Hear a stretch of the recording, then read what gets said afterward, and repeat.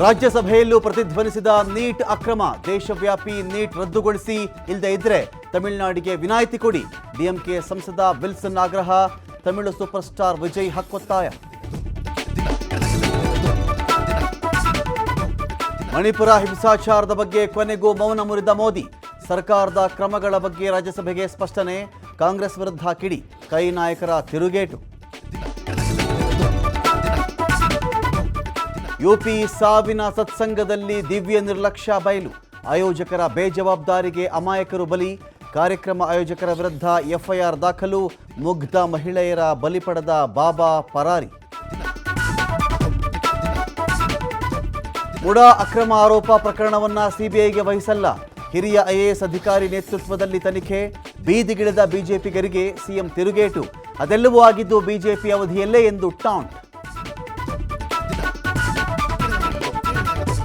ರಾಜ್ಯದಲ್ಲಿ ಕಾವೇರ್ತಾ ಇದೆ by election ಕಣ. ಚನ್ನಪಟ್ಟಣ ಗೆಲ್ಲೋಕೆ ಡಿಕೆಶಿ ಜನಸ್ಪಂದನ. ಮಂಡ್ಯದಲ್ಲಿ ಕುಮಾರಸ್ವಾಮಿ ಜನತಾ ದರ್ಶನ. ಅತ್ತ ಶಿಗ್ಗಾವಿ ಕೈ ಟಿಕೆಟ್ಗಾಗಿ ಆಕಾಂಕ್ಷಿ ಬೆಂಬಲಿಗರ ಹೈಡ್ರಾಮಾ.